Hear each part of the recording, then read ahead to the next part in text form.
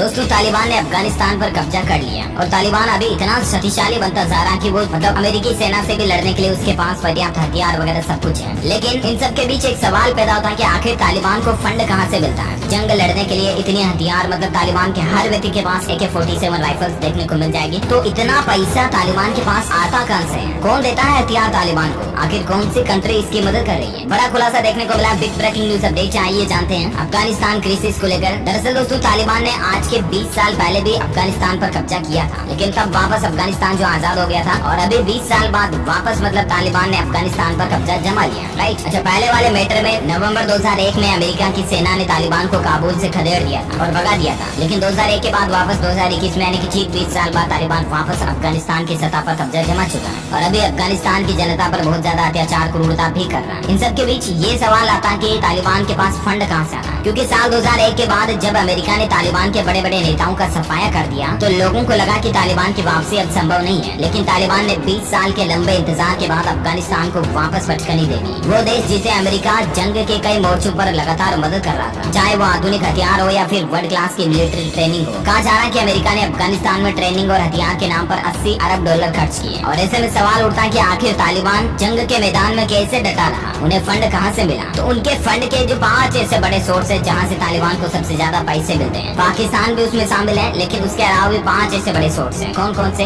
एक तो ड्रग्स की सौदेबाजी से तालिबान खूब पैसा कमाता है। पिछले साल मई में एक रिपोर्ट आई थी दोस्तों जिसमें अनुमान लगाया कि तालिबान को सालाना $300 मिलियन से लेकर $1.5 बिलियन का फंड जो है ड्रग्स से इकट्ठा होता है। इसके अलावा तालिबान नशीली दवाओं के व्यापार का भी कारोबार करता है। अफगानिस्तान से दुनिया के कई देशों में गैर कानूनी तरीके से ड्रग्स की खेप पहुंचाई जाती है। यहाँ अफीम की खेती होती है और इसके अलावा उन्हें हेरोइन बेचकर भी मोटी कमाई होती है। लेकिन हाल के सालों में तालिबान मेथाम्फेटामाइन नाम का एक ड्रग्स है उसकी सप्लाई करने लगा और ये ड्रग्स काफी महंगा ज्यादा है, क्योंकि इसमें अफीम और हीरोइन के मुकाबले लागत कम आती है और उनको रेवेन्यू ज्यादा मिल जाती है। ये ड्रग्स की सप्लाई पाकिस्तान के बॉर्डर के जरिए की जाती है और बाकी तो अफीम यानी कि अमल वगैरह का उत्पादन बहुत ज्यादा करता है तालिबान। इसके अलावा तालिबान ने खनन, कुछ टैक्स और डोनेशन वगैरह से भी कमाई की है। अवैध नशीली दवाओं के व्यापार के अलावा तालिबान के संस्थापक मुल्ला मोहम्मद अमर के बेटे मुल्ला मोहम्मद याकूब की देखरेख में अवैध खनन और निर्यात का यानी कि एक्सपोर्ट का धंधा भी चलता है। लोहा अयाज के संगमरमर, तांबा, सोना, जस्ता इस तरह की धातुओं को एक्सपोर्ट करता तालिबान। जबरन वसूली, लोगों को लूटपाट करना, टैक्स चोरी करना, इससे भी $160 मिलियन